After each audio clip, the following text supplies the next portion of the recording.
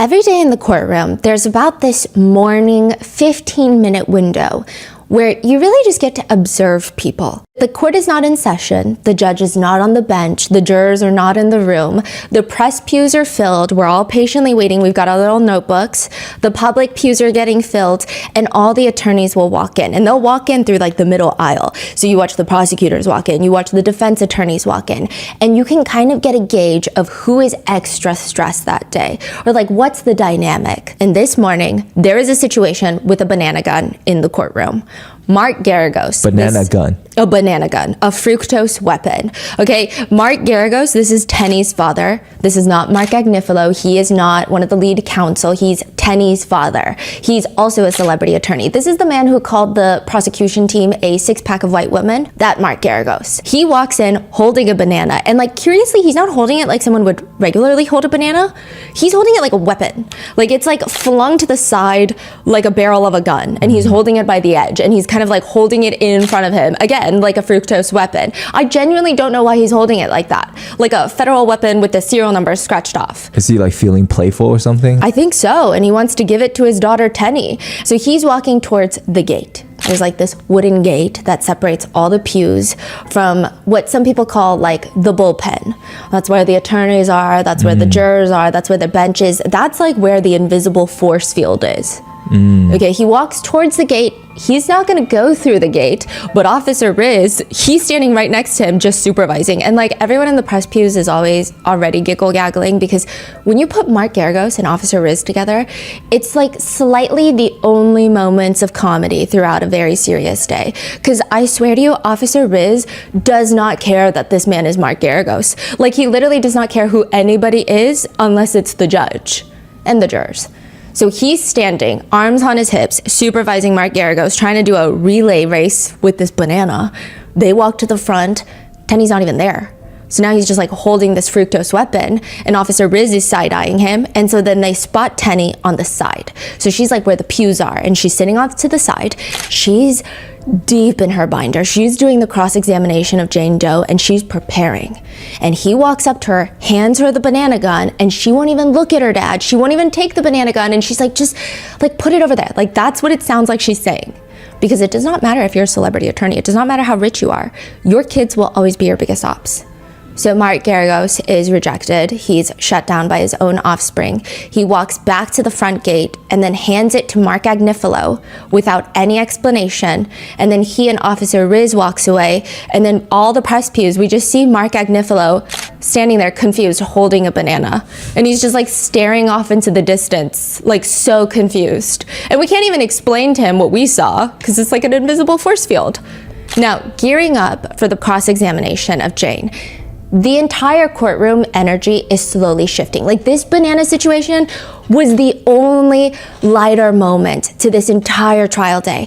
Everyone is waiting for the jurors to walk in.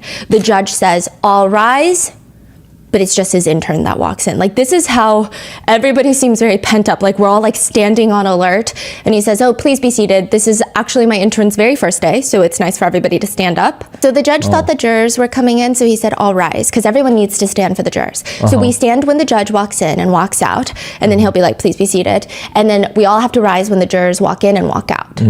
He thought the jurors were walking in because the door opened, and then like we look and we're like, "That's not a juror," and it's literally just his intern like standing there like this. And then the judge is like, "This is actually my intern's very first day, so it's nice for everyone to stand up for him." And so everybody giggles, but again, it's like not really giggling. And I think this made me feel like it's normal to laugh in uncomfortable positions because I've always been very insecure. Like when I feel uncomfortable, I start laughing. Everyone in this courtroom constantly laughs when nothing is funny because it's just so much tension. So you're just like, okay, like let me find some lightness. Now, the only person that is never tense is Maureen Comey. She walks in every day like she's walking into Panera Bread to pick up a bagel. The lead prosecutor. Yeah.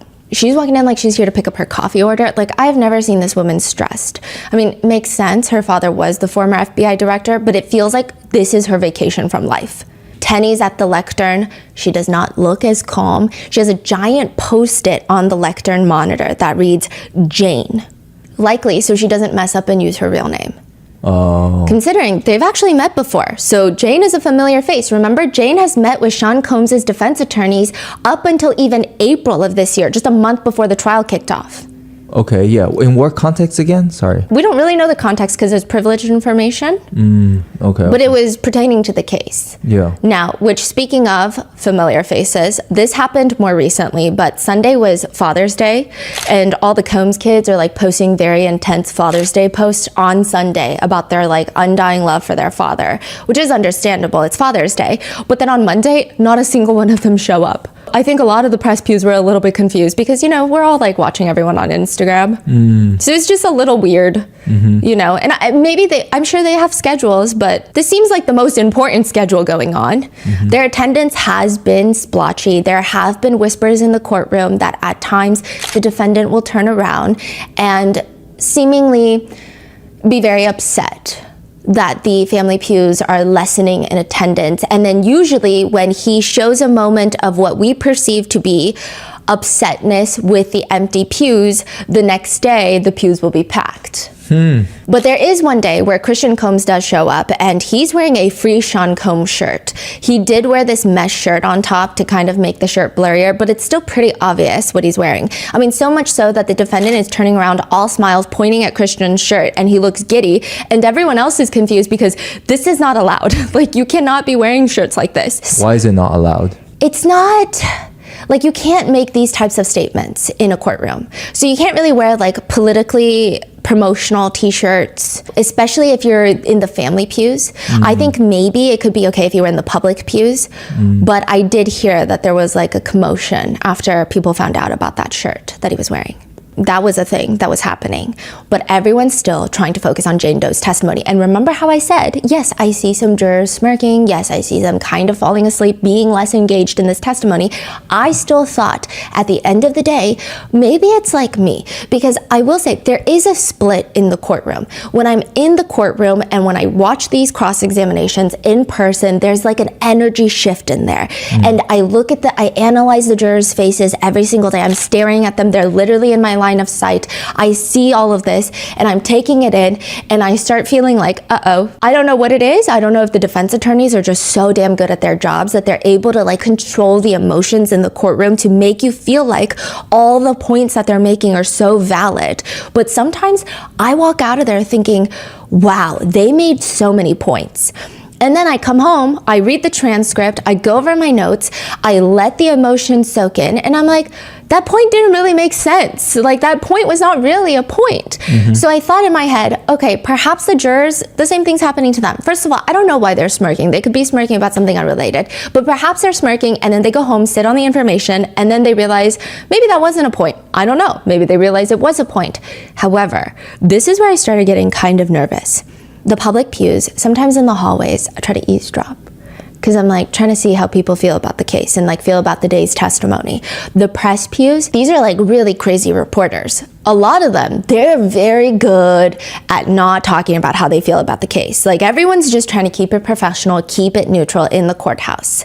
However, recently, there was a Homeland Security agent inside of the courtroom, which we've seen a few of them testify, but this one happened to be sitting right in front of us during Jane's testimony, during Jane's entire testimony.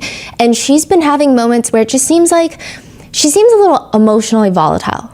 Like, there are a few things that have happened where it just seems like she seems tense, like very stressed out, and that is completely understandable, right? Because Homeland Security, they were the ones in charge of this investigation.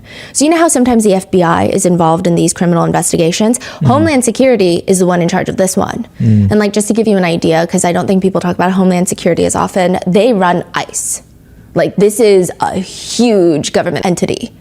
So she's sitting there. She seems very volatile. She seems like emotionally perturbed. And then one of the senior reporters turns to us and says, you know who she is, right? She's a Homeland Security agent. And we're like, yeah, she seems a little like on edge these days. And he says, but you know why, right? Because she thinks the entire case is falling apart. And so she's freaking out. Really? Yeah, and I'm like, what? What does that mean? What do you mean the entire case is falling apart? So I went through all of Jane's cross-examination all over again, just so if I could pinpoint all the parts where this case could potentially fall apart. I'd like to thank today's sponsors who have made it possible for Rotten Mango to support the New York Immigration Coalition. They are an umbrella policy and advocacy organization that represents over 200 immigrant and refugee rights groups throughout New York. This episode's partnerships have also made it possible to support Rotten Mango's growing team, and we'd also like to thank you guys for your continued support as we work on our mission to be worthy advocates. As always, full show notes are available at rottenmangopodcast.com. Some of the quotes and statements have been shortened, combined, and or condensed for brevity. Today's episodes also has a few disclaimers regarding mentions of DV, physical, SA, and trafficking. Please take care of yourself if you need to. Also, lots of drug abuse and drug usage. Those are the disclaimers. You guys know the drill. Please take it easy if it's too rough. At the time of the filming of this episode, Diddy is innocent until proven guilty, and all the charges that he's been indicted on are still just alleged. Any and all observations have been recorded by me or my researchers in real time inside the courtroom. However, any speculations, comments, or opinions about any observable reactions that we have witnessed in the courtroom, those are just our interpretations. We honestly don't know what anyone is thinking. I don't think any single one of us are mind readers. So I'm just telling you this was the feeling and the energy that I got, but it might not even be accurate. It might not even be rooted in reality.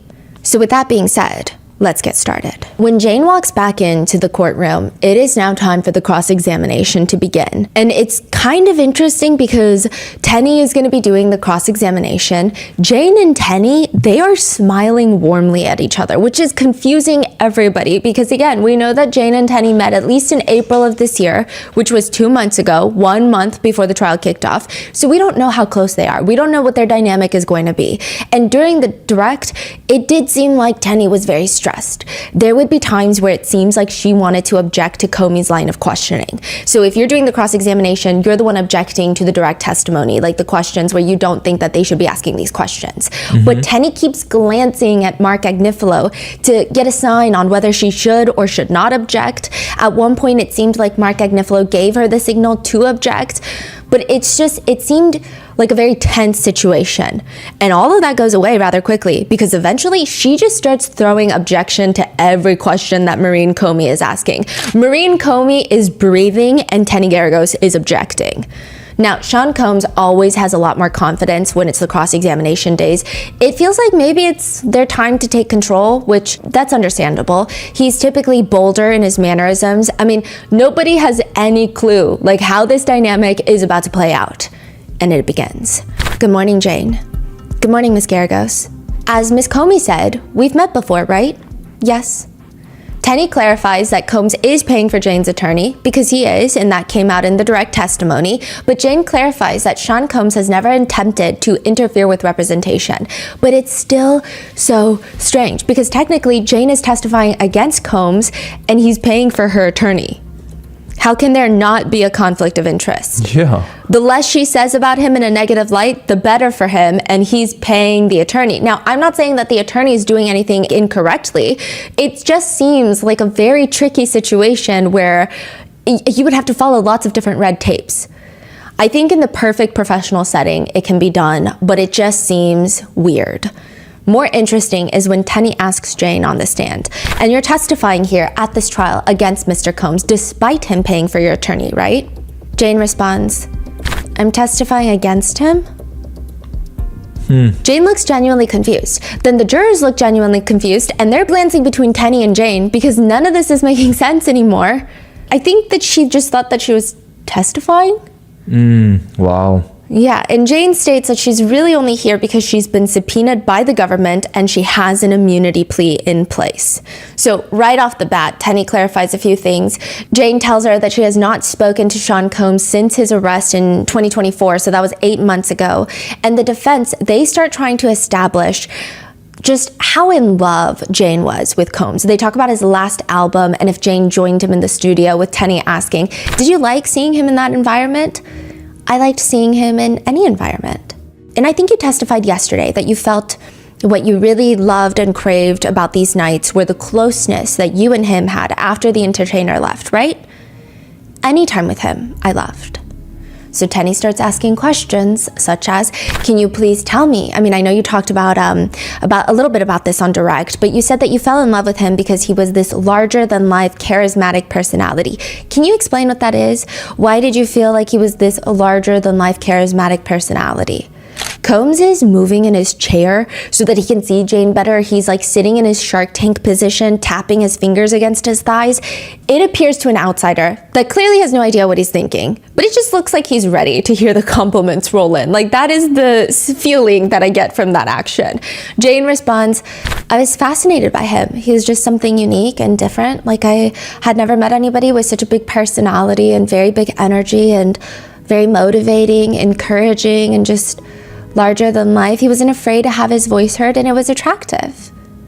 It feels like right off the bat, a good chunk of the cross-examination was for the defense to try and establish that Jane is someone who was lovesick for Sean Combs, was willing to do whatever to stay with him. And they start working overtime to create a very specific image of Jane, to leave jurors with the impression that Jane is a very specific certain type of person, which is an influencer. Now, this is the part where I'm like, this is not going to be good, in the sense that whenever I talk to people out and about, it could be in a personal, professional setting, a casual setting, it doesn't matter. If people ask me what I do, I come up with 25 words to avoid the word influencer. I will say 5 sentences of rambling about how I make videos for the internet before I say the word influencer, because every time I've ever said, oh, I'm like an influencer, people always have slightly negative, visible reactions on their face. Yeah. There is such a strong connotation associated with that word. I mean, people see influencers as vain, vapid, brainless, brand obsessed, troublemakers on the internet. Maybe it's true, maybe it's not. It's up for people to decide. And it just feels like Tenny's leaning into that. When asking about hotel night outfits, Jane says the high heels that Sean Combs would make her wear were like 6-7 inches tall. Tenny asks her, but you're somebody who regularly wears high heels in your daily life, right? Which, if she's not trying to lean into that kind of image for Jane, I don't know why she's asking about her heels. Like, she's not a foot doctor. Is she Sir Christian Louboutin? Jane responds, these are a particular kind of high heels, so I would say I would occasionally wear these types of heels, but in real life, I would wear things that are about 3 to 4 inches in real life. Okay, but so you're not accustomed to wearing high heels, maybe not these ones, but in your real life, you're accustomed to wearing these high heels outside of the hotel rooms, right? Yes. Including 4-inch ones? Yes. Maybe not 5 to 7-inch ones. Yes. Later, the jurors see a photo of Jane and Combs in the studio where Jane is wearing tall heels. I know that you talked about the 5 to 7-inch heels that you would wear during hotel nights. This is not it, right? No, these are not it. These are more of like your kind of everyday heels, right? Yes. One of the jurors makes a woo facial expression. Why? Like, because they're tall. Because nobody really wears heels every day.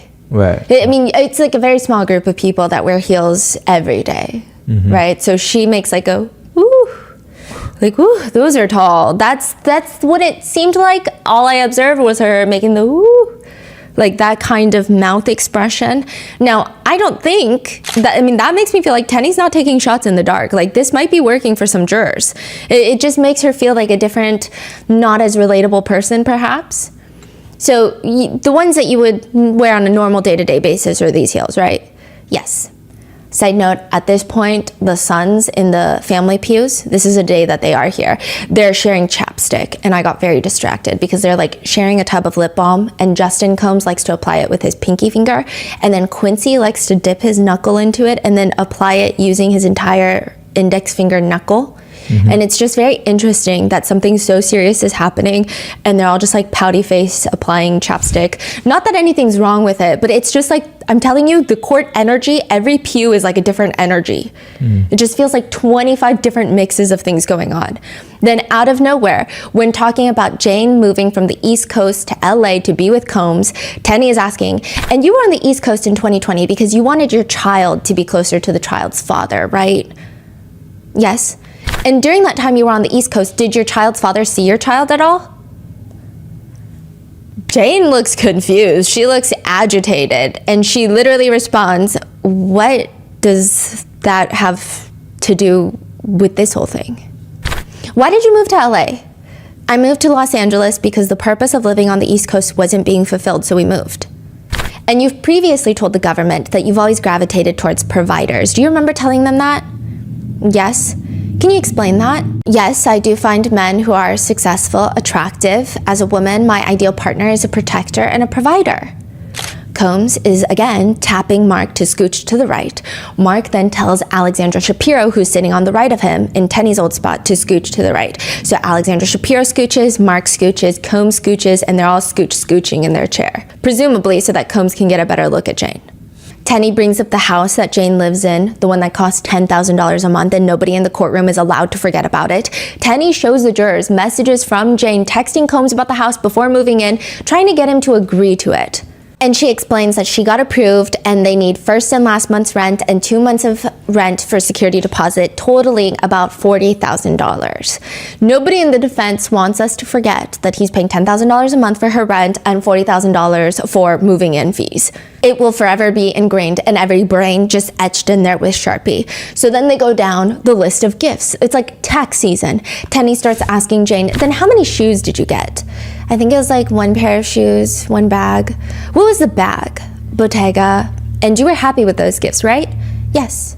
Tenny brings up a text message where perhaps Jane was not happy with those gifts. It's a text thread where Jane texts Combs about how he treats her versus how he treats his other girlfriends. Now, one in particular is really stressing Jane out. So she texts Combs, I see what I'm turning into in your eyes while homegirl is literally ran through and fucks your friends behind your back.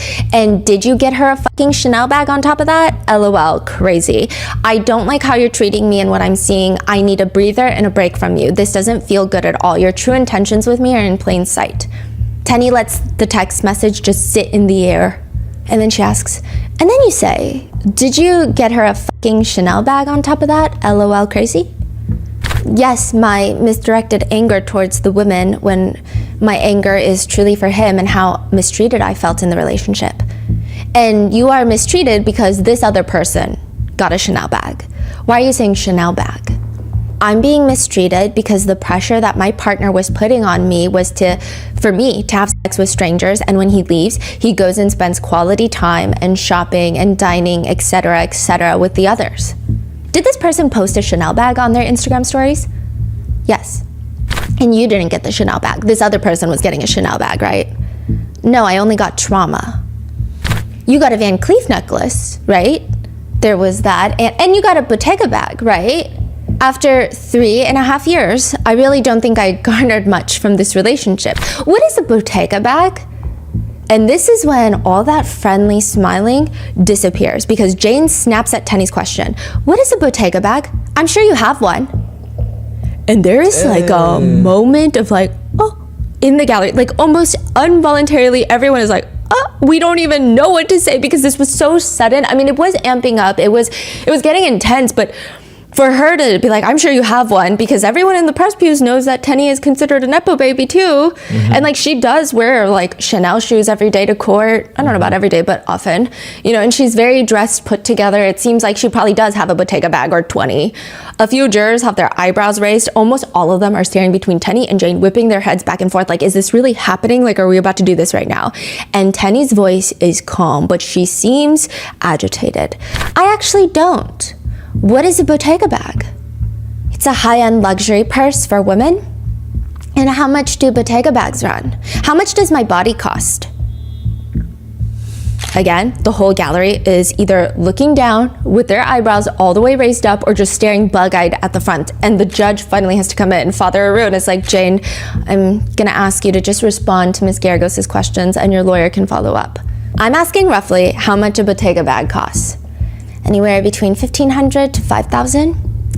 Okay, and a Chanel bag? How much does a Chanel bag cost? I don't know. Tenny gets her to read messages almost immediately after. And then at the bottom you say, bitch is super ran through and fucks your friends. You think I care about this, right? Right. And all he responds is, have a blessed day, right? Yes. Can we take a break? It is such a sudden break request from Jane when previously during the direct testimony, she has never needed a break. So a lot of people just felt like this is getting it almost felt personal, this back and forth between Tenny and Jane. It just seemed like a lot. So there's a quick break. And during that, Combs turns around to see Quincy in the pews and he mouths, wow. And then Quincy mouths wow or Combs? Combs mouths wow at Quincy. I don't know why. And then he puts his hand over his heart and then blows a kiss and then puts both arms across his chest.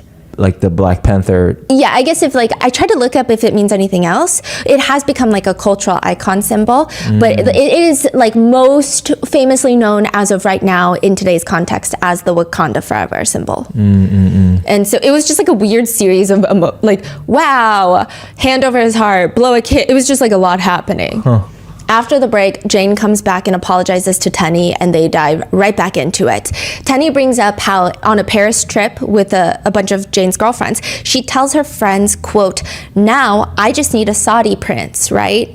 Which, like, I have seen comments about Jane's testimony online and, like, about these types of parts.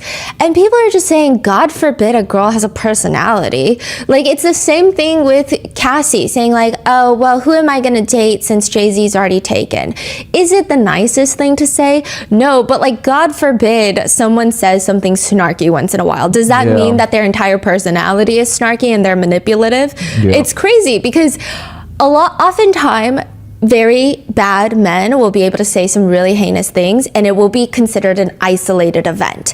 But when one girl says one slightly snarky thing, it becomes her whole personality. This is who she is. These are her true colors. Exactly. It's so bizarre. And also my researcher saw this journalist who was commenting this after Jane's first testimony, like for the video, and they write, "I also believe it's a joke for those in the gallery and the jury pool to pretend that they're shocked and don't know what a cuck is. This fake Puritan nonsense is an absolute joke. Sex work draws a revenue of over $1 billion each year in the US alone. People put on a front regarding sexual activity to fit archaic social norms. The same can be said for OnlyFans. If men were making millions on OnlyFans, they would be called entrepreneurs and nobody would scoff in the gallery or the jury pool. It's honestly an absolute joke that society perpetuates this stigma and would scoff at someone who went through something like this from an admitted abuser like Combs. Jane's testimony is exactly what you expect from someone coerced into a situation. Unfortunately, education is so poor regarding this kind of abuse due to it mainly affecting women, so it's likely some members of the jury don't care due to Combs having money, and they believe that the women around him put up with it to receive gifts from him. And I think that is so accurate because the way people react to the mentions of Bottega bags, even the text message of Jane being upset that someone got a Chanel bag, the reaction is very like, ugh. It almost feels like so vain, couldn't be me. The cross-examination was one of the hardest things to sit through throughout this trial. I mean, they have Jane sitting up on the stand reading explicit message after very explicit message after very explicit message, none of which can even be repeated on most platforms. They're just very explicit. I mean, these are text messages that I would probably delete off my phone just because I don't want my parent to randomly see it if they're on my phone, or it's a lot. And nothing's wrong with it, but I think when they're read out in court, it has a significant impact on the jurors, I imagine. Now, Jane is having to answer that she texted a tongue and water emoji to Combs. Like, this is how specific they're getting with the nitty-gritty. And then the water, is that supposed to be a sexual emoji? Yes. Another emoji during a sexual text thread between Jane and Combs, Tenny asks, "What does that emoji mean to you?" Like, wild and crazy with the tongue out and eyes crossed. Can you explain the smirk emoji? The smirk emoji is kind of like how do I say, is it flirtatious? I would say so, yes. Another text thread, Tenny asks, and then you respond, you send him several emojis, right? Yes. And what are the emojis indicative of? Flirtation, heart eyes, water.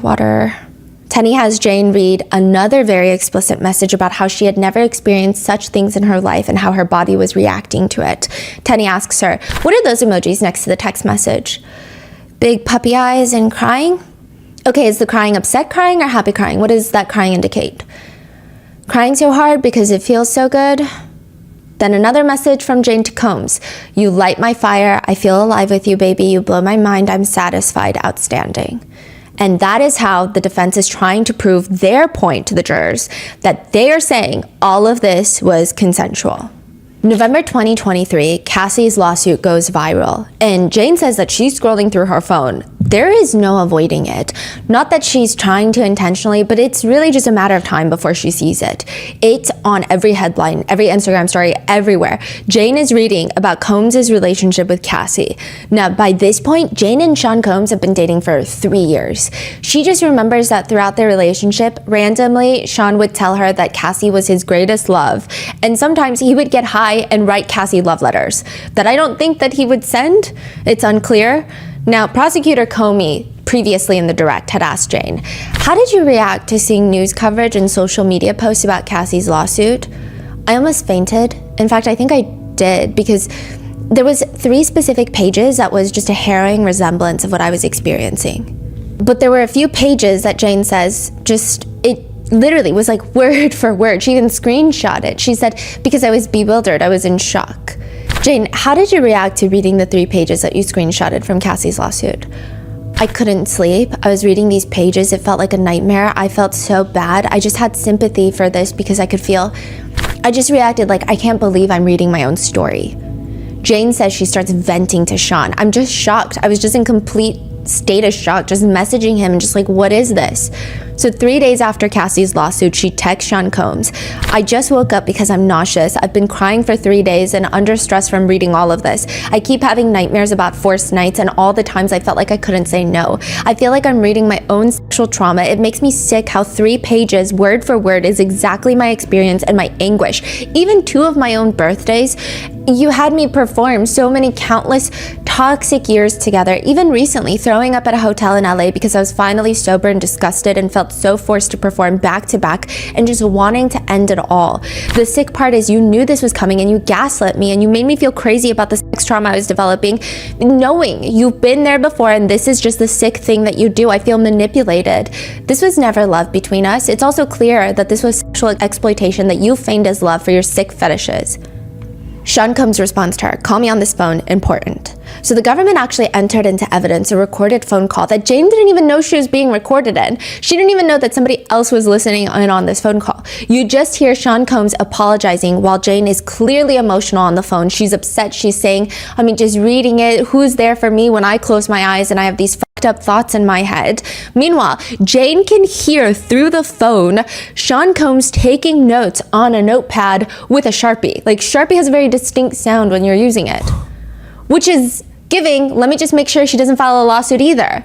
But he's also the one asking her repeatedly if she's recording this call, which she's like, I'm not. But Combs is saying things like, you even brought me a videotape so we could look at what we did, talking about the hotel nights. Once again, trying to say, this is consensual while I'm recording you so that you can't file a lawsuit. And there's another part in the recording where Combs cryptically tells her, you ain't got to worry about anything else. Which to her, she took it as like she didn't have to worry about rent or anything else. So from November of 2023 to when the lawsuit drops, that's when the lawsuit drops, to February of 2024, they're on a break. They kind of break up for about 4 months. Jane says that she was so traumatized, she even texted him something that a lot of people think that the jurors are going to really take this into account. She texts him, leave women alone who don't want to do these nights with you. Hire sex workers and stop emotionally harming women who love you. Combs responds in a way that is just very paranoid, texting, are you trying to set me up? This is crazy, fucking crazy. You're recording my calls? What? Meanwhile, one of the jurors has their eyebrows raised while taking notes because it's just a very, what is happening right now? And Jane even tells Maureen Comey she has no plans to sue Sean Combs even to this day. A month later, Combs is texting Jane, and this is so unhinged, but he's texting her, are you dating? Be honest. Hello? I want to know. No judgment. It's giving sketch artist, can you make me look less like a koala? I feel like there's a lot more grave things to be concerned about whilst everything's going on. Jane sends him an audio note saying that she's hurt, traumatized. She's clearly not planning on dating anybody anytime soon. She just wants to focus on her life. Meanwhile, Jane does in fact make a monetary demand against Sean Combs. There is a text message that Tenney puts into the cross-examination, and it reads, I feel sexually exploited, mentally damaged, and emotionally drained by you. I want my wasted 3 years of time reimbursed and given back to me in the monetary amount of $100,000 per year and 15 months left of our 2-year agreement of rent, $450K to move on from the resentment of feeling exploited, manipulated, heartbroken, drugged, and all the loss of potential income. Now, Jane clarifies, and she's trying to explain, the only reason I asked him for money is because all day he had been calling me, demanding me to give him a price. He's saying like, give me a price so that we can get closure since we're breaking up. He even sends her a message, charge me for your resentment. I just need you to get over this. Just tell me what it is. I don't want any loose ends. Just charge me. Wow. So she brought that up right then too. Yeah, okay. And Maureen Comey had even clarified previously, like, whose idea was it to talk money? And she's, Sean. That's why she sent that message demanding $450,000, because he's kept asking for a price. She sends that message and he responds, fuck you, don't ever text me again. Wow. And Jane is like, you made me lose out on everything. You're a liar, fuck you, I'm blocking you. Leave me alone, baby girl, you're a liar. Opportunist, fuck you, I'm calling the police. You're trying to make some shit up, I'm clear. Honestly, a lot of the jurors look disgusted by his text message. I mean, they just, like, a lot of them are scowling, like they're smelling something funky. Jane responds, you are the only opportunist here. You exploited the fuck out of me. You win. 3 years of being used by you. You had 3 years of fun with my body. I said you broke me. Our situation has never ever been fair to me. You asked me what I needed to move on, and now you're upset. I said you were a full-time job. You consumed my life. I got nothing out of this for 3 years but demons and heartbreak. You exploited my love and made me think this was love so I could give you these fetish nights. He responds, leave me alone. I'm blocking this number and I'm calling the police. She says, you used me for your dick parties. He responds, God bless you. Oh. And I was too stupid. Leave me alone, con artist. You keep describing yourself. You cornered me into sucking and for you and letting strangers run trains on me. No one has ever treated me like this. You playing around. Do you want me to call the police? I'm asking out of respect for your family. Wait, this is at what point again? This is like during their breakup after Cassie's lawsuit. Cassie's lawsuit came out. His house hasn't gotten raided yet. No, so this would be around like January 2024. His house gets raided in like March of 2024. Right. The CNN hotel video comes out May of 2024. So we, like the public, we only know Cassie's lawsuit. Yeah, and he's probably, besides the Cassie lawsuit, he's still chilling. He's living his same life still, right? Yes, I don't know when he would have been made aware.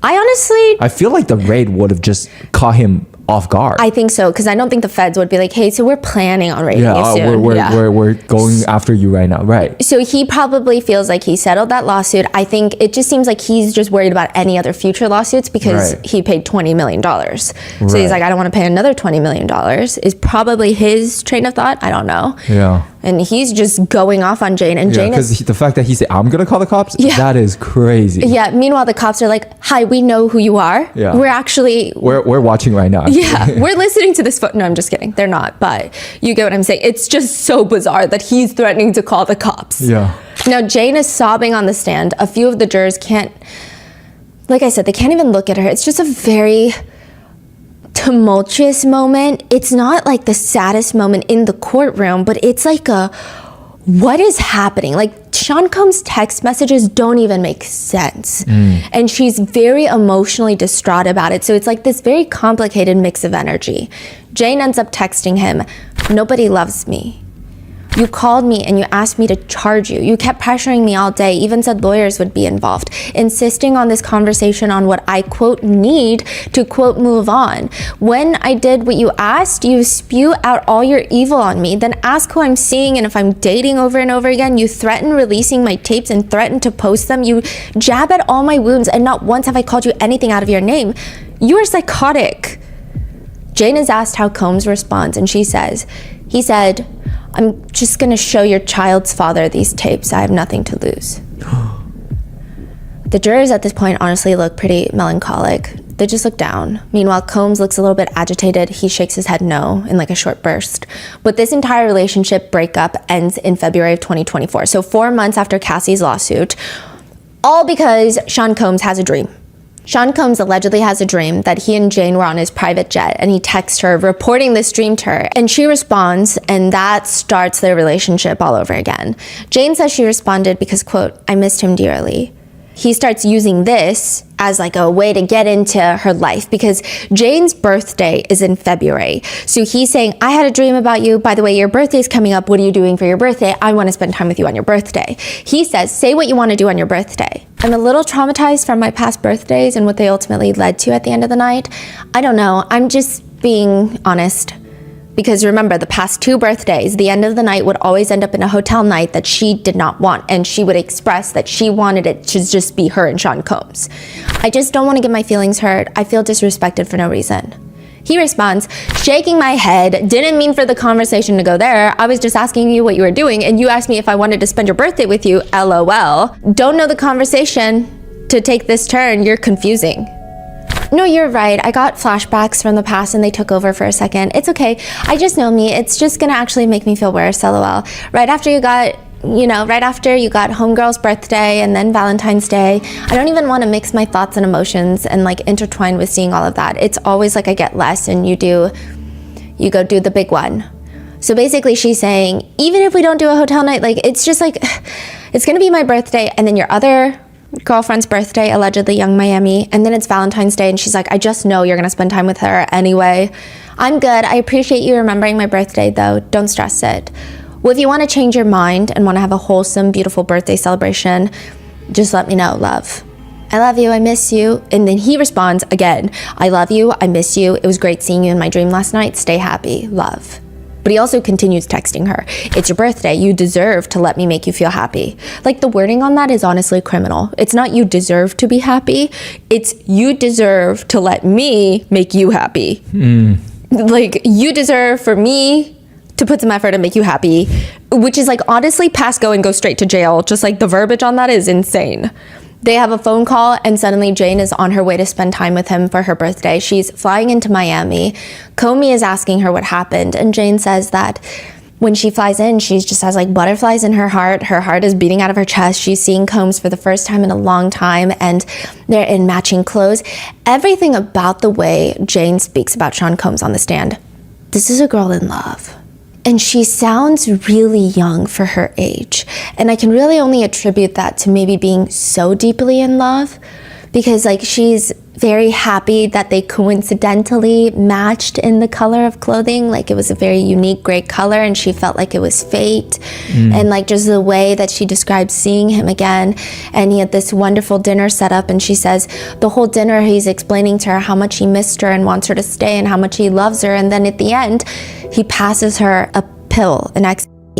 One juror has his hands on his temple and he like briefly shakes his head no. Another one wipes their forehead because it just feels like we have seen this before and it never ends well. Yeah. At this point, I think I was just high and I was like, okay. Jane says she doesn't know why. She just says, at this point, I'm just so used to this being the outcome of whatever we're doing that I just accept it. So Dawn ends up coming over, an entertainer, and they end up having a hotel night again. After that, Jane and Combs are officially back together, and subsequently there are more hotel nights following, except that they weren't really at hotels anymore, more so at his private residence, because in March, the next month, his homes are raided. So now it seems like he's trying to fly under the radar. He's not going to hotels and doing all these crazy things. I mean, the whole internet is watching him. Everybody is. You walk into a hotel, the hotel employees are probably calling TMZ. Yeah. Come on now, right? So he's doing these hotel nights at his residences most of the time. That's the one that they rate like 1,000 baby oil bottles, and yes. The photos came out recently as well. Yes, so it's actually insane how much baby oil and Astroglide he had in his mansion. And the baby oil in one cabinet, they're all lined up like it's a luxury high-end retail store featuring bottles of baby oil. There's baby oil everywhere. In his garage, he has like pallets. I wouldn't even call it, because remember Mark Agnifilo? He was all like, no, Americans just buy in bulk. He has a big house, he buys in bulk. I think they have Costco's in every place where he has a home. Have you sat in a parking lot of a Costco and see what people walk out of there with? And then I was like, I think that he believes it, right? Then I saw the picture of the Astroglide. You can't even buy stuff like that in bulk. It's like a shipping pallet is what it looks like. It's just like pallets of Astroglide. Like you have to contact the manufacturer, like, hey, I'm opening a store and I need inventory. Yeah. It's like, it's crazy. It's an operation. It doesn't make sense. This is not, I can't even think of anything a normal person would have. I think even that many pallets of coffee, water. Or like toilet paper. Even toilet paper would be weird. It's like, how many people do you have living in the house? Yeah. Nothing makes sense. So you say like his home got raided and he moved the whole hotel night to the home that got raided? Yeah, to Two-Star Island. Two-Star Island. Yes. Wow.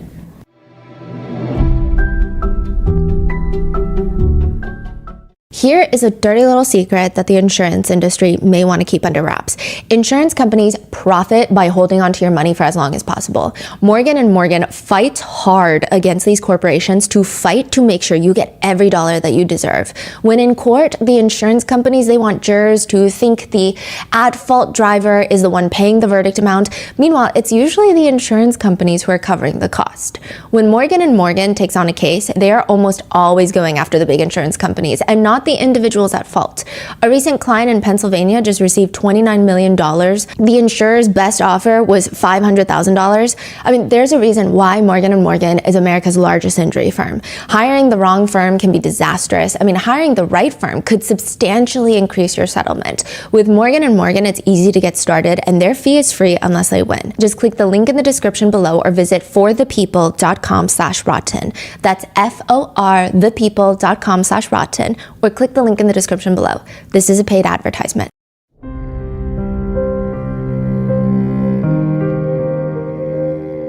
Taking your business to the next level is a dream lots of us share, but too often kind of just hold ourselves back thinking like, what if I don't have the skills? What if I don't know how to do this? What if I can't do it alone? And that's exactly where we were when I decided to turn those what ifs into, you know what, why not? Let's try it and let's give Shopify a try. My family and I were able to launch our own small business selling limited edition artwork at Grandpa Mango's art studio because honestly, we had Shopify. There would have been no other way. They are an all-in-one commerce platform to start and run and grow a business. Shopify has your back with gorgeous, ready-to-go templates, AI tools built specifically for commerce, and the world's highest converting customizable one-click checkout that also powers 10% of US e-commerce. If you've been sitting on a business idea or wanting to take your side hustle to the next step, stop overthinking it. Shopify makes it so much easier than you think. Sign up for your $1 per month trial and start selling today at shopify.com/rotten. Go to shopify.com/rotten. Shopify.com/rotten.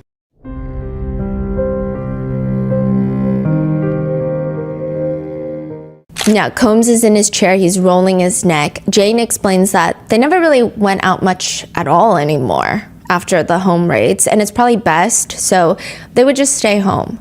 Now, the defense uses this entire thing against Jane, making it seem like, and almost drawing inferences that, isn't it weird that Jane still went back to Combs after Cassie's lawsuit went public? They almost encourage her to talk more about how much better her relationship with Combs got after Cassie's lawsuit.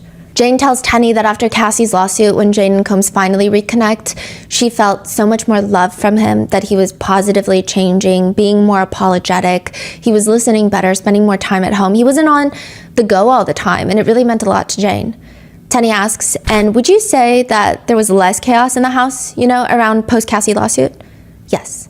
Less people around, right? Yes. Less people were asking stuff from him, you felt? Yes.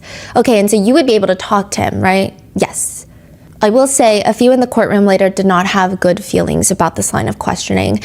I guess the inference was inferred and people were picking up on it. I don't know if I personally believe it, but the speed of the questions, the way that they were formatted, it made it seem like Jane was almost grateful for Cassie's lawsuit. It made it seem like the world turned on Sean Combs, so she had more time with Sean Combs, and that made her happy. I don't personally think this is true. I think it was the way the questioning happened. Because two things can be true at once. Because she does seem very impacted by Cassie's lawsuit, but now there is the question online, and maybe even in the jurors, of after seeing Cassie's lawsuit, after all the mentions of the freak-offs, why did she go back? I guess that's up for the jury to decide if there's a valid reason. So during that time that when you guys got back together from February of 2024 until September, you were able to reconnect in a way that was meaningful to you? I felt that I could assert myself a little bit more, yes. And do you remember telling the government you were finally getting the princess treatment that you wanted? Yes. They reconnect February of 2024. May of 2024, CNN releases the Intercontinental Hotel assault footage. May 2024, Jane is staying with Combs in his Miami mansion. They're both in Sham's bed and they get a knock on the door from the sons. Jane says, I just remember sleeping and one of his sons knocked on the door and that said that something just happened. And then I was just by myself. I went downstairs and I could see that everybody was speaking amongst each other. I sat down, I went on my phone, and then I saw the video. Jane puts a tissue up to her face to wipe away her tears. I saw Sean assaulting Cassie in a hotel lobby. I was physically just at the table. I was about to eat breakfast. I lost my appetite. Comey asked Jane, what do you remember happening the day that you saw that video of Sean assaulting Cassie? I just remember it was just a very eerie day. I just remember that Sean was huddled with his team and his family just away, and I was primarily just alone during that day, and I was just giving everybody space. Jane says that she was by herself for most of the day until maybe that evening, perhaps. She says, I remember kind of like inviting me to this little huddle later on in the evening in the backyard. Who's in the huddle? Just his sons, his writer, and some friends. They're all standing there in this huddle trying to come up with what we now know as his god-awful apology video. It's so difficult to reflect on the darkest times in your life. Sometimes you got to do that. I was up. I mean, I hit rock bottom. But I make no excuses. My behavior on that video is inexcusable. I take full responsibility for my actions in that video. I'm disgusted. I was disgusted then when I did it. I'm disgusted now.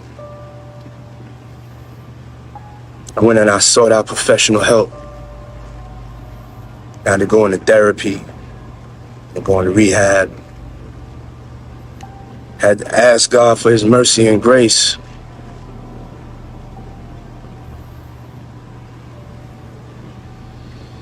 I'm so sorry. But I'm committed to be a better man each and every day. I'm not asking for forgiveness. I'm truly sorry. It took multiple people to come up with that one. Wait. So that apology video, who was on there one more time? Him, his sons? And a writer. That's it. Yeah. Huh, that makes sense. Yeah. I don't know where his PR rep was. Yeah. Jane says the next day, and like, by the way, he has PR reps that have come up, right? I'm not saying that a PR rep should be used in an apology video, but like he has them. So this would be the time, I would imagine, because it was a bad apology video. Jane says, the next day I remember he showed me kind of like the final draft of what he would say that day publicly. She says that she briefly read through the draft and she thought it was nice, like it felt heartfelt. She said specifically Combs had named Cassie in the apology and it felt very genuine. But apparently that's not the final one that he posted, because she would previously tell the government that she was disappointed by his final apology that was ultimately posted because it didn't feel genuine, it didn't name Cassie, it was not the one that she read. Now this is where things get suspicious, okay? Around the time of this conversation that prosecutor Comey is having with Jane, Mark Agnifilo wants a sidebar. And he's telling the judge, I think we're headed into privileged territory. So privileged territory is any conversation between a client and their attorney. So even if you are subpoenaed to the stand, the prosecutor, the defense, they can't say, what were you talking to your attorney about? That's privileged. You cannot ask.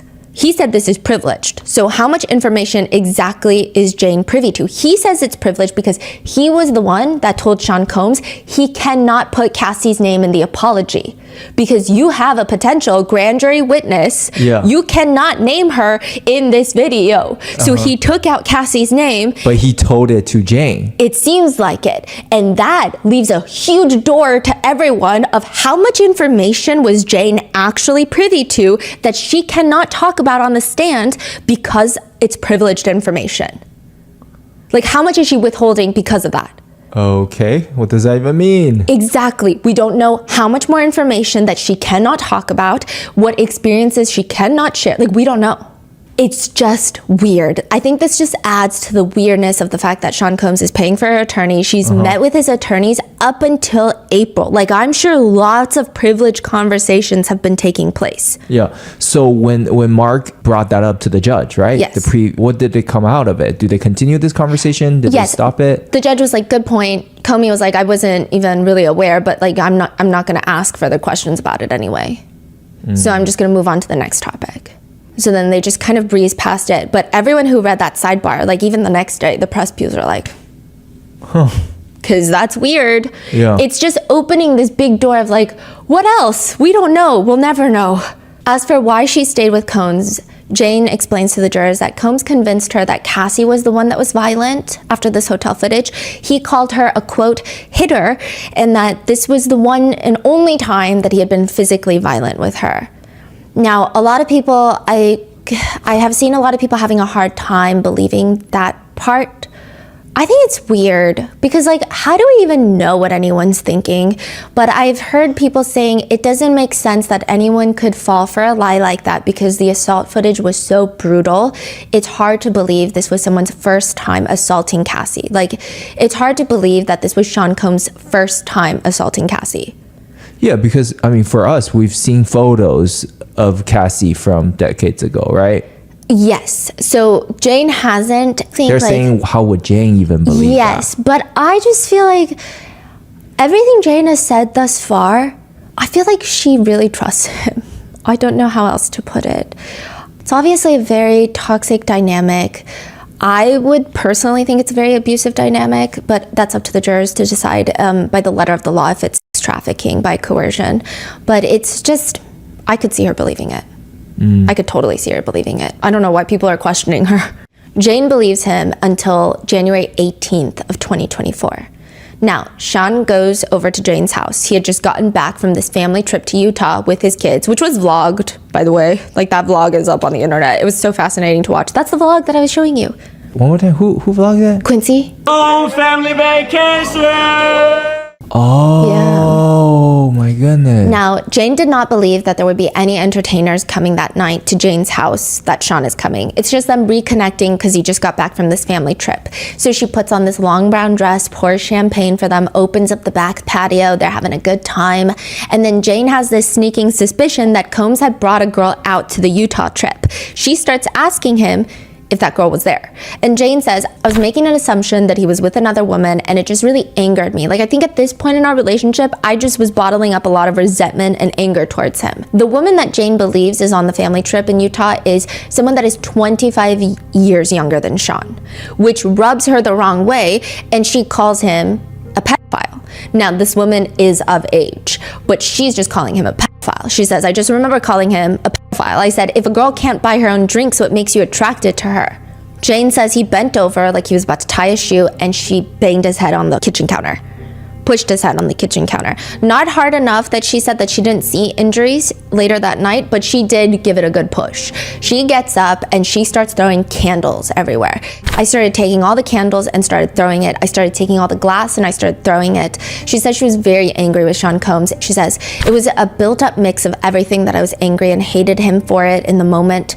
She's throwing the candles, screaming, I hate you. She doesn't recall any glass hitting him, but she does recall wax on him, on his clothing. What did Sean say in response as you were throwing things at him? Maureen Comey is asking. I can't recall, but I think he was probably cursing and calling me crazy. Jane then runs into the master bedroom and locks herself in there. I just remember he was just calling me f***ing crazy and that I put my hands on him and I just wanted to close the door behind me and I was just like, just leave, just leave, just leave. What happened after you locked the master bedroom door? He kicked it open.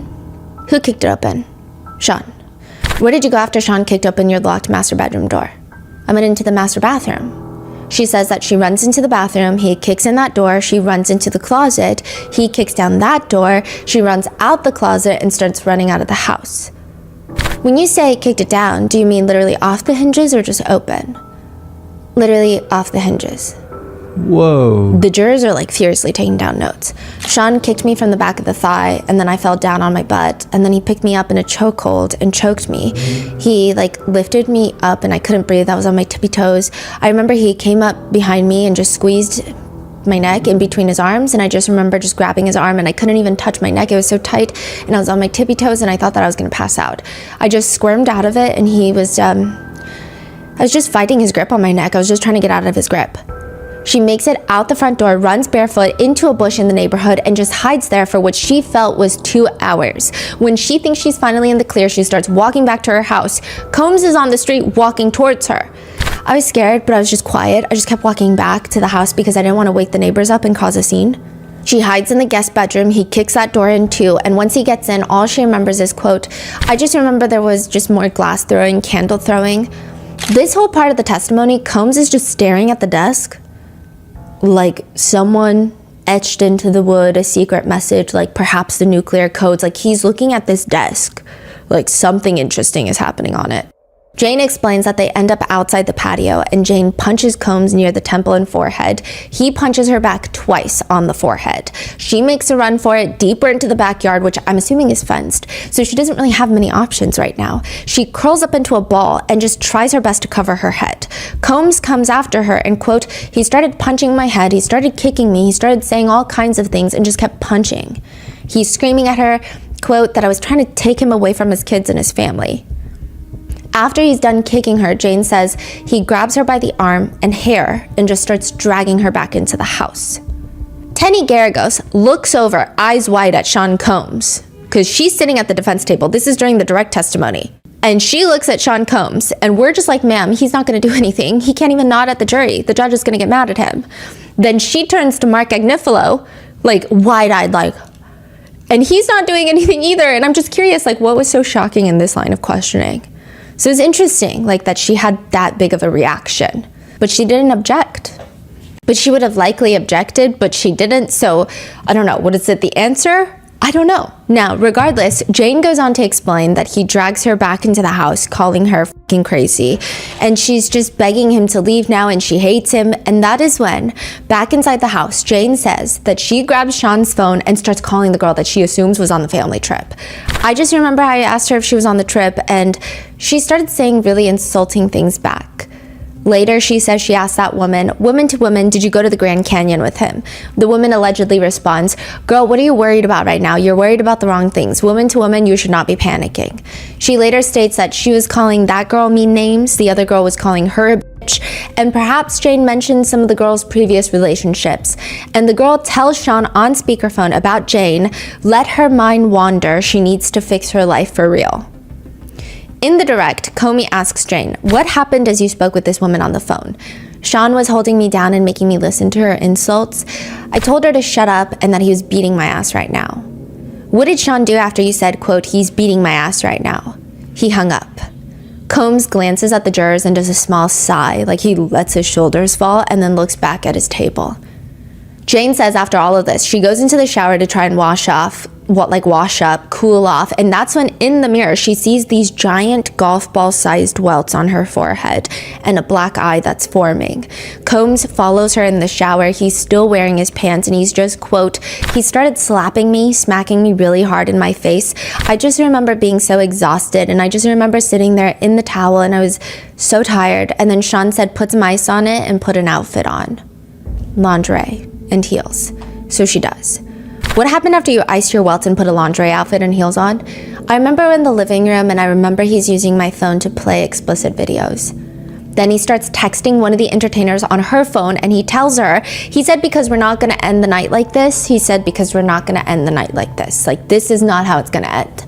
Jane goes to put makeup on to cover her injuries and she put her hair to the side so you couldn't see the bruising or the welts too much because that's what Combs told her to do. He said, just put some makeup on, put your hair to the side, you'll be fine.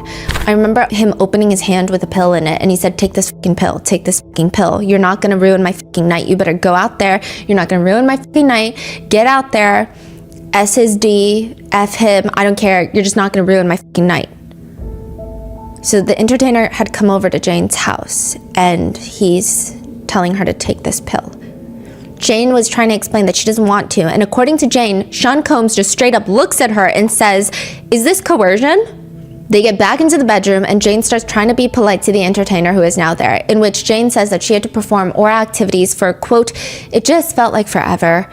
And Combs is just watching. He's not self-pleasuring, he's just watching.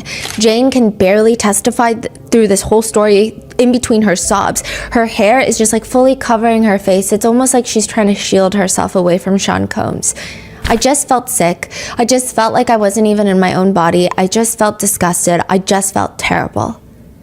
Afterwards, Sean Combs gets picked up by a security and just leaves. What did you do after Sean left? I remember I just laid down and I just started crying and crying. I just cried until I fell asleep. The defense will later use this entire testimony, this incident, and at least in my opinion, it seems like they try to make it appear that Jane Doe, unprompted, unprovoked, physically assaulted Sean Combs, trying to get him to physically assault her back, almost like a setup. Like they infer that after seeing Cassie's lawsuit, it's almost like she wanted similar things after the hotel video came out because she could prove DV. They say the timing is strange.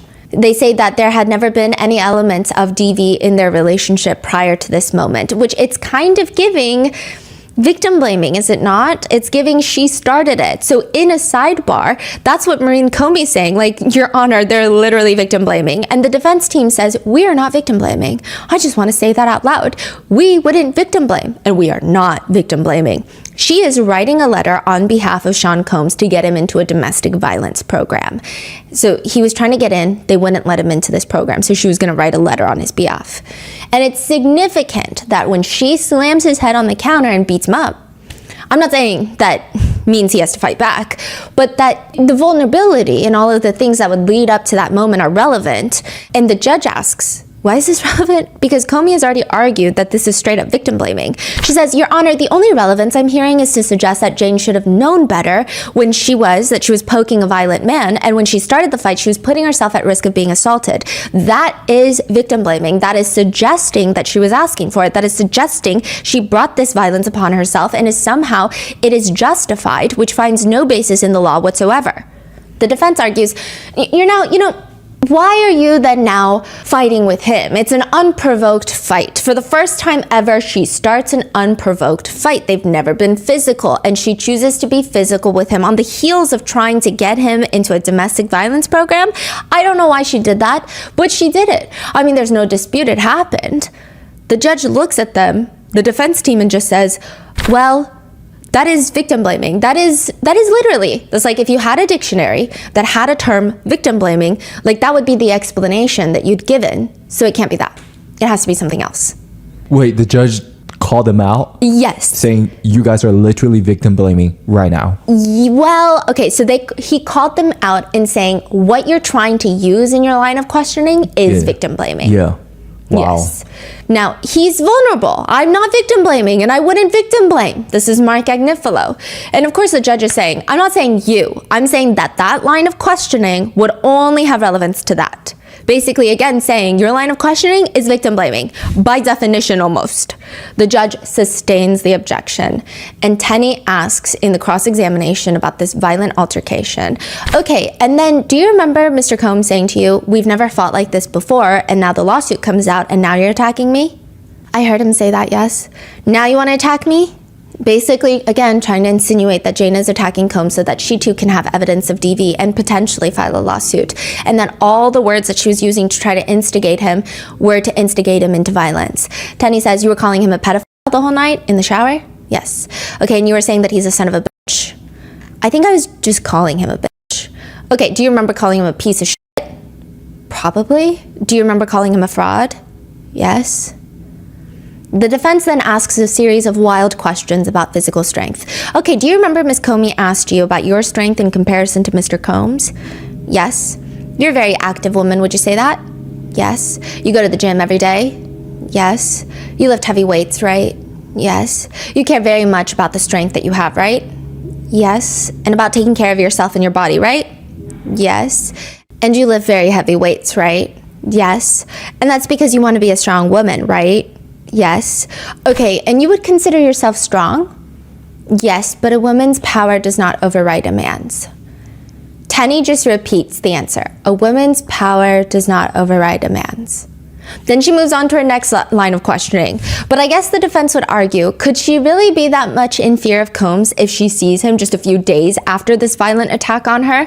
Jane says that she just missed him so badly. She goes to see him with a bruised eye and welts on her forehead.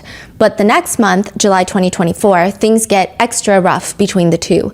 Jane says that she learns from a media outlet that Combs took another girl to Wyoming. And she says, I was absolutely furious because we had just ended that kind of night, and amidst all sorts of the controversy and everything, he was still able to plan another beautiful vacation for someone else he was dating. She starts texting him that she wants to break up, blocks him and his entire team so that he can't reach out to her anymore. And they take about a 2 to 3 week break. They end up getting back together, and Jane plans on flying out to New York City in September of 2024 to see Sean Combs, but he is ultimately arrested. Now, to prove that this is sex trafficking, the government has to be able to demonstrate that Combs used fraud, force, or coercion. I mean, it's clear the way that they're outlining it. There's elements of physical violence, drug distribution, and also coercion can mean emotional support. To promise or try to threaten to withdraw emotional support can be a form of coercion, even if we personally, like as individuals, you might think, well, that wouldn't be a way to coerce me. It doesn't matter. It doesn't really matter if you think that that wouldn't work on you, right? It's just a matter of how the law is written. And even the drugs, it's very important, because if that's used to keep people obedient and compliant during hotel nights, that's a huge element. There's the financial control over the victims, potential blackmail to ensure continued obedience, silence the victims. It seems like the government is making a lot of strong points when it comes to the letter of the law. Now, Jane testifies that she had witnessed Combs' drug dealers coming to the hotel night to sell drugs. And then when they would run out, they would deliver the drugs. But more alarmingly, she also states that she carried drugs for Combs before. In 2022, from LA to Miami across state lines. Jane says that before she was going to fly out to meet with him, she was asked to pick up a package. Jane talks to KK, the chief of staff, and she even asks KK, is this safe? Is this okay? And KK tells her, it's fine. I do it all the time. Just put it in your checked luggage. And that's what she does. There's also heavy discussions during her direct testimony where Jane mentions that certain entertainers would be flown across state lines or be flown from city to city, or even perhaps Turks and Caicos for those hotel nights, as well as paid in cash. One text message shows Jane telling an entertainer, I'm gonna ask what the status of the cash is right now, hit you in a few. Jane testifies that she's asking Combs about the status of the cash.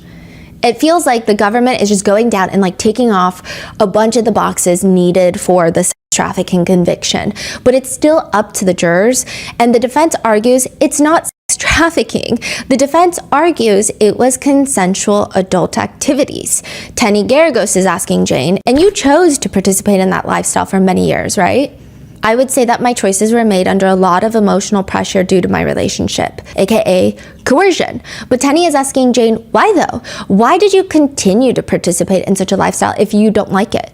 Tenny says, is it because, quote, because you wanted to be a really good girlfriend and partner? You use that word partner over and over again. Yes. On direct, you wanted to be a very good partner for him, right?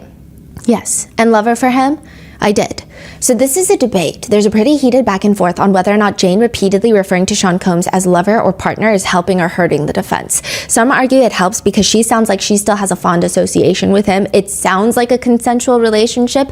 Others are saying it harms because it's so clear the power that he mentally held over her, even to this day.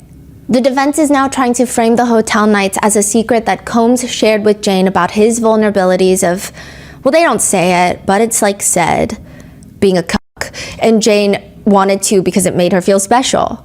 And you tried, tell me if this is right, to be very sexy for him in those rooms because this is something he liked, right? I don't think I tried. I think I did, and I was. You were very sexy to him, right? Yes. Because you're a beautiful woman, right? Thank you. Combs is like nodding intensely at this point. Father Arun looks in his direction and he just like freezes mid-nod. No Frozen. way. Really? Yes. Jane even tells Tenny that a big part of why she wanted to move into a large home in LA that cost $10,000 a month, that we are not allowed to forget, was because they could shift the hotel nights from hotels to the privacy of her home. By this point, the hotel nights have been going on for 2 years, but she chose a house this big because she wanted it to be to Combs' taste levels, saying, I would say that Mr. Combs had really nice properties that were always decorated well and very well manicured. I wanted to pick a home that was a home away from home, that he would visit me and he would still feel like he was at home. Combs is again nodding at this part because he's hoping the jurors are liking the defense arguments on this. The defense shows messages where Combs references Jane as his crack pipe, as if he's addicted to her. Tenny clarifies and Jane responds, yeah, to my sex. To which Jane texts Combs, baby, you make me laugh, lol, the addiction is real. I really had to get to this point to stop, honestly. Fuck or die trying, no apologies, nothing's going to stop us or me. One juror is smirking again, and it's just a lot. It's a lot of smirking. You mentioned a few times on direct examination that there were times that he felt bored, or you thought he felt bored, and you would mention an entertainer coming, right? In that instance, because you wanted him to be excited and feel fulfilled, right? Yes. Do you remember telling the government that you accepted the dynamic at that time because you just wanted any amount of time with him? I accepted the dynamic as far as, that's a little fuzzy for me. I guess I kind of knew what I was seeing this was becoming, and I was already hooked onto the love, and I just kind of was going with it. And do you remember telling the government in one of your meetings with them that you felt that you couldn't say no because you wanted to prove yourself and make him happy and to be the one that he desired? Because I loved him very much and I liked making him happy and I liked to make him happy and satisfy him. Even when it came to filming of the hotel nights, Jane tells Tenny she was okay with it being filmed because he told her it was just for them. But Tenny brings up a little nickname that they had. Do you remember what the nickname that you, Paul, one of the entertainers, and Mr. Combs had for each other? The trifecta? Jane says that she was Kobe Bryant, Paul was Shaq, and Combs was Michael Jordan. Why are you Kobe? Because I'm the best. Okay, and why is Mr. Combs Jordan? Because he's the best. So this whole thing goes viral on TikTok with people trying to use this as an argument of why Jane wanted the hotel nights as much as Combs did. I will say it was kind of an awkward moment in the courtroom in the sense that I don't think the jurors took it very well, I guess the comparisons. Because to call them athletes and to have these hotel nights that have been testified to be long bouts of activity, it just, I don't know, I guess they didn't like it. I mean, the whole point of the defense, what they're trying to achieve, and you tell me if you think they achieved it for the jurors, is to show that Jane wanted the hotel nights. And these types of nicknames, I guess to them helps their side. Whether that meant she liked the hotel night itself or she liked the treatment Combs gave her after the hotel night, I don't know. That's up to the jurors to decide. But they're also trying to argue that she liked it so much that she would facilitate the hotel nights. She would argue that Jane would even set up the hotel nights and grab things to her liking. Tenny says, what would you get? Outfits? I'd get stripper shoes. I'd get lube. I would get male erection pills or liquids. I would get shorts. I would get maybe whips. So what are the shorts for? The shorts are for Sean and Paul. Okay, and is that something you like them to wear? Given my circumstances, I was really turned off whenever these men would come in with their regular shorts, and so I started incorporating shorts for them as well for these nights just so I could find them attractive. And Mr. Combs would wear matching shorts with the entertainers? Yes. Now, Combs has his hand on his chin and he's just like shaking his head no. Like, I can't tell if this is, how could you be so disgusting and sexual, or like, this is wrong, that's not why you didn't get the shorts. I don't know. Honestly, it seems more like the first one. That makes a little more sense because purity culture is like specifically only for women apparently. But Tenny pushes on. Tenny confronts Jane with more text messages. She's referencing a text Jane sends Combs. The next page you say, you did say you wanted to go apeshit, LOL, right? Jane looks straight at Tenny. Yes, I loved pleasing my partner. You loved pleasing him, right? I do. Someone in the gallery does a little snort. Again, I'm not sure if it's related or not. Meanwhile, I think a juror is like fully falling asleep. I don't know if they are, but like they kept their eyes downcast and it's hard. I will say it's really hard to tell if a juror is falling asleep or taking notes because when their eyes are down, like you don't see where a lot of their notepads are. So a lot of the times they will just be taking notes. But like this one particular moment, like when they would open their eyes, it just looked kind of like nappy eyes. Like, you know, when you just wake up from a nap and they're kind of glazed over. I can't tell. And there's so much going on in this cross-examination. For example, when all of this blows up, when Sean Combs is about to get arrested, there are other things that the public never knew about. For example, Jane gets a call from one of the entertainers and he tells her, I am about to put our video on the dark web. And she starts freaking out, like, what do you mean? And he explains to her, one time, Sean Combs had taken his phone, thinking it was either Jane's or Sean Combs's phone. But he had taken the entertainer's phone and filmed 30 minutes of a hotel night. And this man is now threatening to put it on the dark web, specifically the dark web, that's what he's saying, unless he is paid $10,000. Jane freaks out, tells Sean Combs. I think the attorneys find out about it. And then eventually she stops responding to him because she's like, this is blackmail. This is literally like extortion. You can't legally even ask for money like this. So she's freaking out. And then that man calls back and they find out that this video, this 30-minute video, was sold to a major news organization, a media company. But for whatever reason, never gets published. Yeah, they probably know how bad this could be. But the public finds out during this testimony. Whoa. Like, we didn't even know this was happening. But it's interesting, and so people are like, what media organization? Like, that's what we want to know. Yeah. Tenney goes on to ask about another time that Jane had organized for 2 men to meet with them for a hotel night. You suggested 2 men coming to the room, right? Unfortunately, yes. Something that you organized, right? Under my circumstances, it was something I suggested and something I organized, yes. Tenney brings up a text message that Jane had sent to Combs previous to all of this, where she's very upset that Combs had taken young Miami on a birthday trip.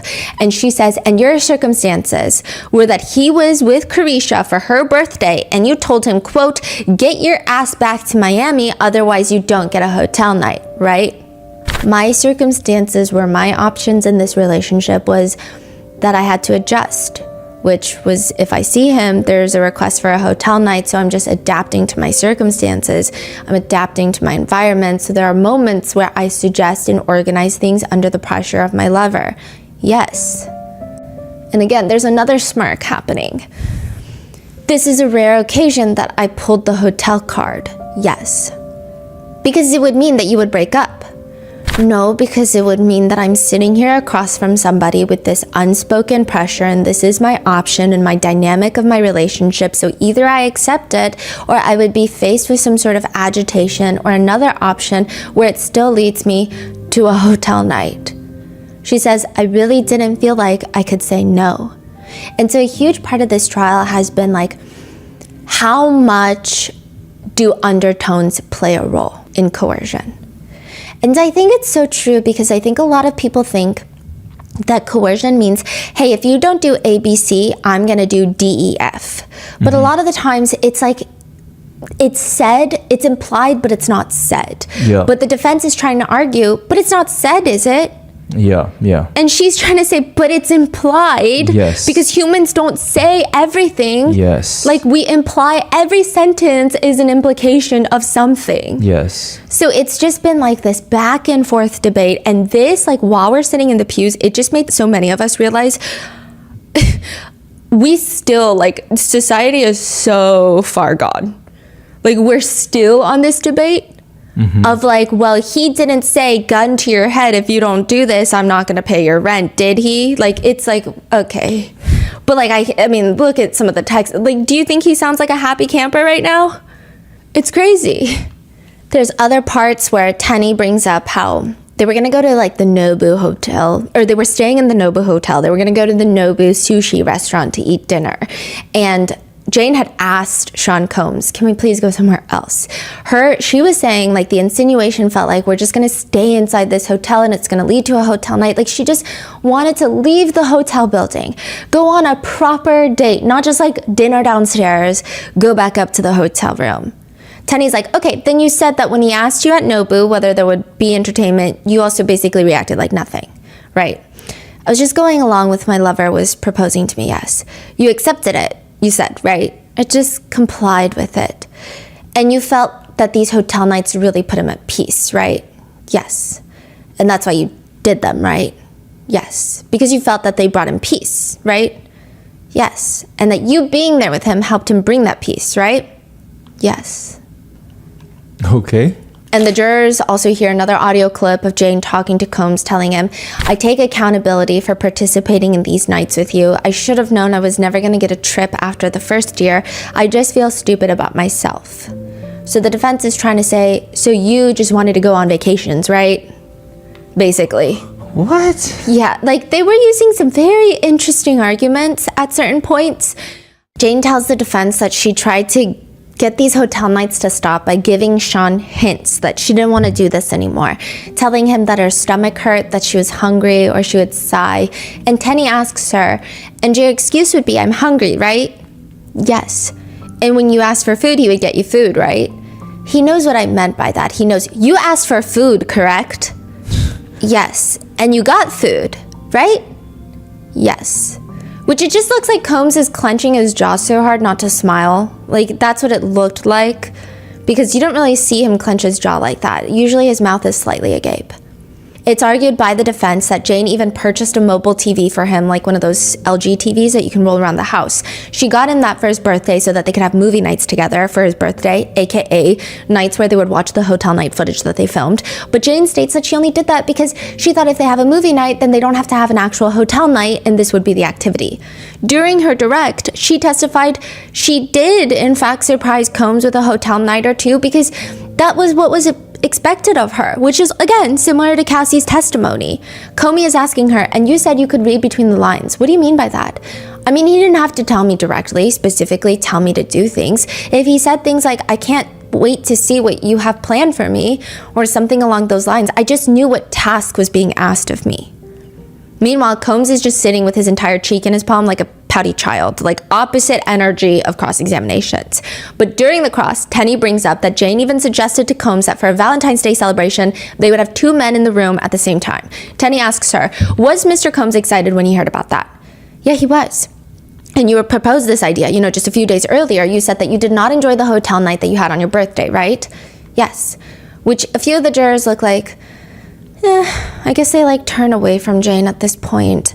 On one occasion, while high on drugs, Jane promises Combs an all-star party. She describes it as an all-star party, and this fantasy talk just coming out of my mouth. I was just saying that I would invite the top 3 or 4 guys and bring them all in one night. Comey asks her, why did you say that? Because I was high, I was with my lover, I wanted to play into what he likes to hear, I like making him feel excited. I was just riling him up, and it made him smile. However, there are text messages that show Combs being like, hey, when's this all-star night happening? And she's trying to explain to him, I can't do it. I need to wrap my head around it. It's just too much. She sends him a picture of pink toilet paper to show him that she's about to start her period. And Comey asks her, why did you send Sean a picture of the beginning of your period? Because I needed to prove to him that my hesitation was real and I needed to be excused for the night and just hope that he's not mad at me. Which is already in itself so crazy. I feel like if I sent my partner a picture like that, the bigger problem in question would be, why do I feel obligated to prove to him that I'm menstruating? That's not normal human behavior, or well, it shouldn't be. But clearly she feels the need to send that. Mm-hmm. And Combs clearly doesn't believe her anyway, because he texts back, this whole shit is too weird for me and it doesn't feel true. You have had your period so many times before.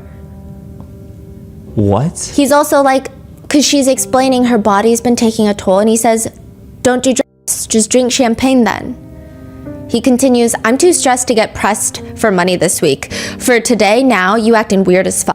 I've tried to talk to you about that all day. It's too weird for me to accept. Now I'm in my head and I'm mad as fuck. I've had another successful week and this is whack. Don't stress me about money ever f***ing again. You're playing with me. I don't believe this fake ass shit. You're getting your hair done. You're working out. Now you're tired and getting your hair done for no reason. I don't believe you and you're playing with me. I'm gonna fall back. Love, you not being completely honest with me, and that's a no-no. Deal breaker for me. It's not adding up. You ain't even suggest a movie night or even coming to see me. Weird. I'm done.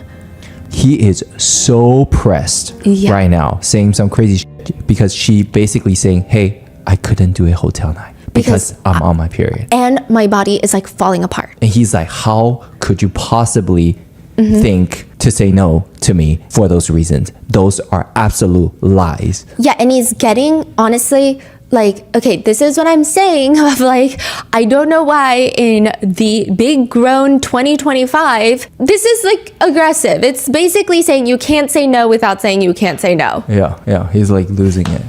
Which, side note, stressing her about money, again, that $10,000 a month that he's paying in rent. And I do think that some people thought that he's only paying $10,000 in rent and more of her other things. It's really only $10,000 a month and then sporadically gifts and sporadically other money that she would ask for. And sometimes he would give it, sometimes not. Continuing on, he just starts bombarding her with angry messages whack ass, so mad, you played me, fuck you in games, I had a rough week, fuck you for real, leave me the fuck alone. To which Jane feels the need to send him a picture of her dirty tampon. She writes, I wasn't playing games, I said I was still making it happen last night. You asked me what was wrong, I admitted I finally was not feeling good, and said I just got my period. I politely just asked if I could sit this one out. Jane responds saying, all because I ended up not feeling good and asking if I can postpone. You have flaked and disappeared so many countless times on me. I've nonstop given you these nights for 2.5 years, and this is the first time I just hit a wall and was honest in asking for space to go feel better. Now I'm waking up to more f me. I'm not a liar, a cheater, user, or a sex robot. I'm just as hurt and upset, and we need to have a serious talk about everything. He just ignores her, and then a few days later, he just says, let's move on and stay in the light. Jane says this was the usual routine. If she told him anything about her body being tired, she needed to rest, he would yell at her. One time he yelled at her and told her to just fucking take her all. Comey is playing the jurors an audio message that Combs had left Jane, and in it he says, hey, I really don't know what's going on with you, but I just want to just give you a heads up that I'm about to really disappear on you. You feel me? I'm not going to be playing these games with you at all, at all. So I don't know, you think you silent treating me, and you think I'm gonna be, nah, you'll have a rude awakening. You'll just have silence. And ain't nobody threatening you, and I ain't trying to go back and forth with no woman. You know what I'm saying? I'm telling you, I ain't got no time for no games. Where my life is at right now, I don't have no time for no games, baby girl. Me and you could be mad, I could have a spat, we could have whatever. Then after that, you better get on your job. That's really, that's all it is. Cause you got me on my job. Nah, it ain't never gonna work like that over here. You know what I'm saying? I was trying not to leave this message, but you have left me no choice. So either you go in the direction of like moving on and like that, or you like just like have me just keep moving. Ain't no threat. I'm just being clear. I can't do this with you every time you get upset. So you got to be on your job. Jane says, I understood that he had certain expectations of me and I had to fulfill them. Basically, her job is a hotel night. His job is to pay rent. He's like holding that. He just texts her, oh yeah, and happy Sunday, love.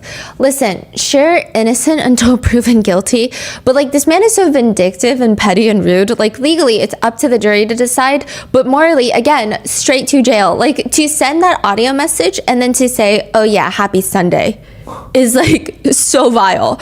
In another text message thread, Jane is explaining how she says that she just hates that she's being used for hotel nights while other women get quality time. And he just ignores her and he keeps asking her, what girl, what time you free tomorrow? I need you to don't say no to me. Like, don't say no. I need you to don't say no to me, please. The jurors did not seem to like this text message. Like one of them looked genuinely disgusted by this message, but I don't know. Maybe they smelt a fart. I don't know, but they just look like that very like nasty scowl, like when you smell something really stinky, that kind of look. So again, I don't know what it was towards, but it just didn't seem good. Combs texts again, I really need you. I'm asking you not to do this. I'm serious, please, for real. This is a waste of time. Jane responds, you just said you're gonna call someone else. Call them. I said I'm not an animal. I'm not a star. Our experiences are desensitizing for me. I don't want to be effed and mistreated. I don't feel like performing loveless, cold, intimate relations. My spirit and my soul are tired. I need a break mentally and spiritually. He responds, you're wrong.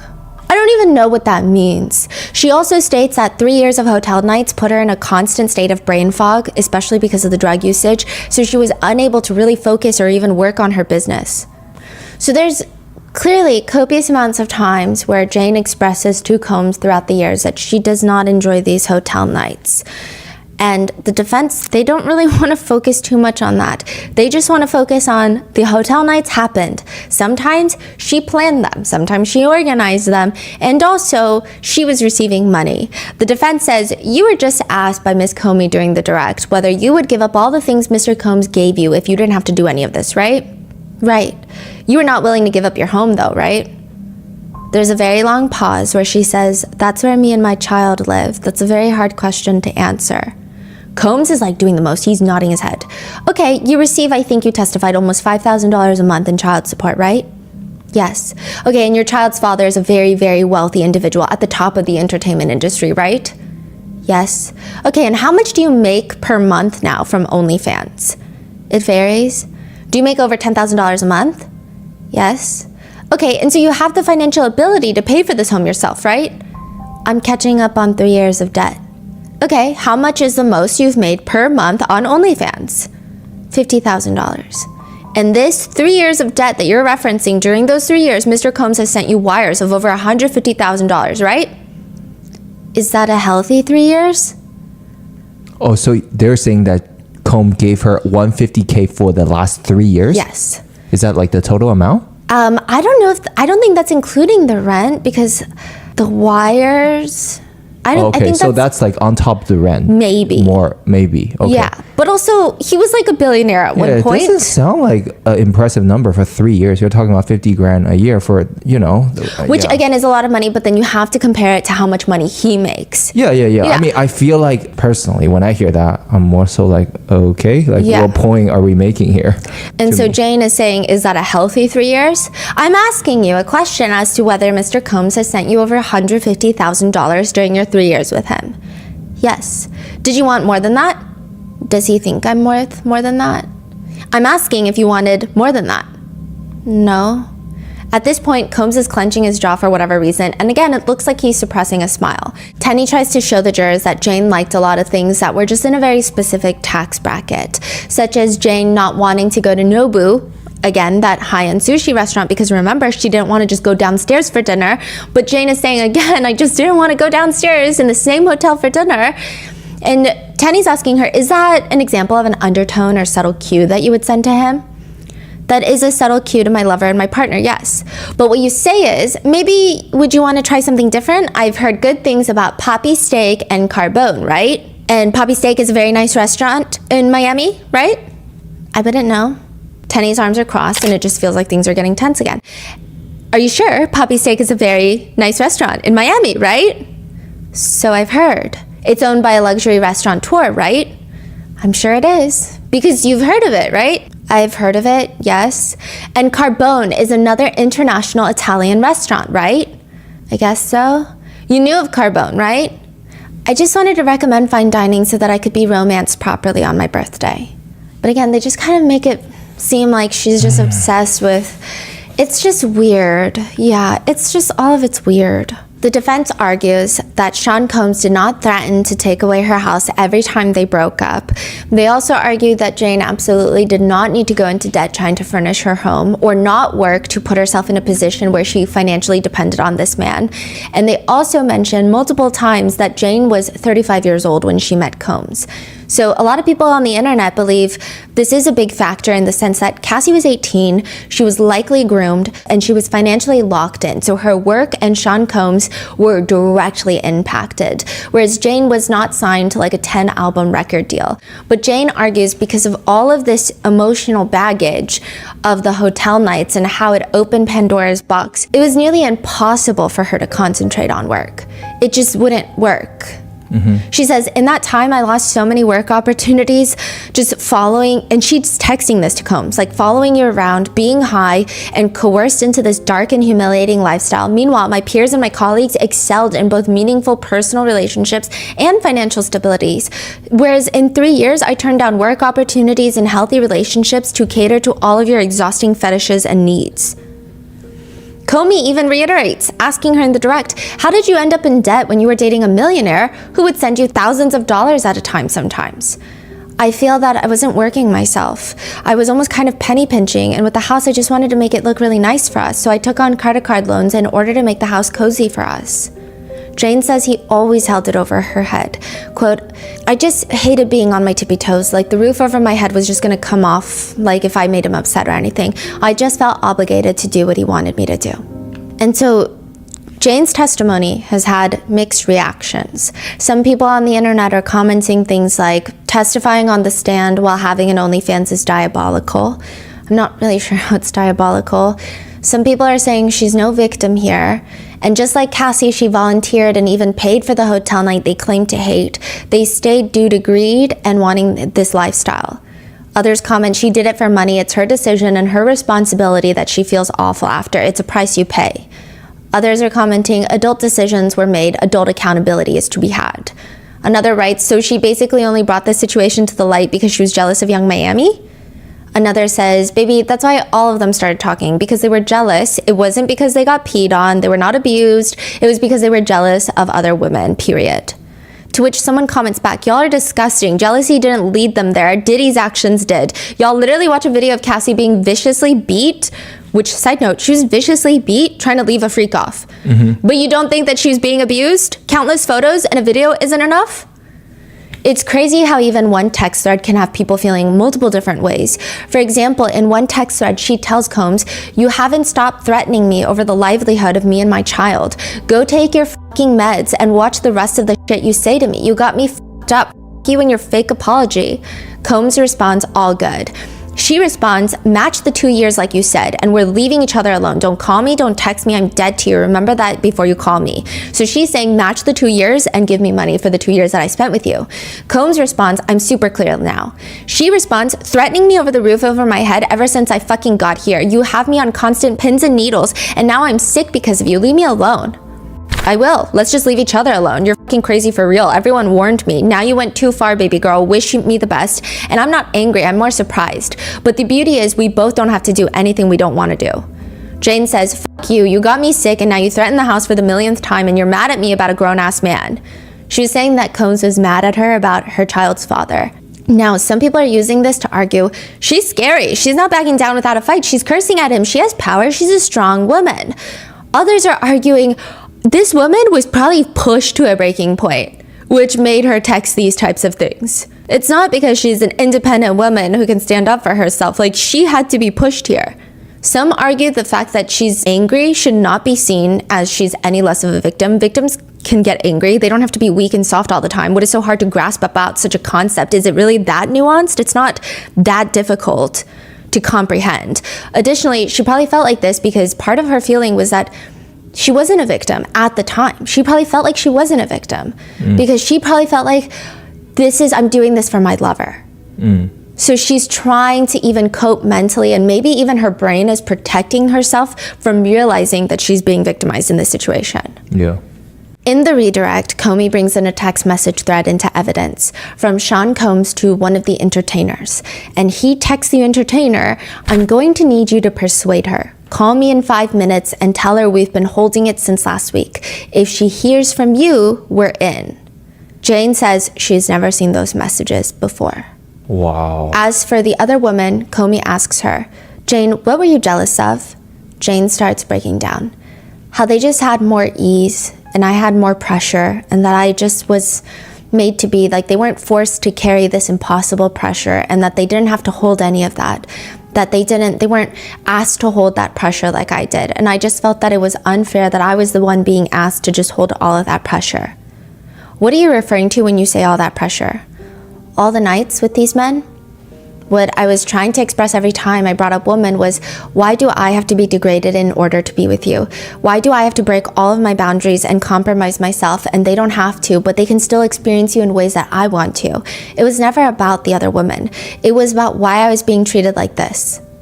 It just feels like Jane's trauma is very real and fresh, but she does tell Comey that she has been in therapy for 3 months now, so maybe she's on her journey to healing. And once Jane is off the stand in a testimony that lasts like almost 6 days, Jane is off the stand, and on her way out, she walks past the prosecutor's table. She leans down and hugs Maureen Comey. Then she walks past the first defense table, and then the next defense table, she leans down and hugs Tenny. And everyone in the courtroom was shocked. One comment. Like what kind of hug?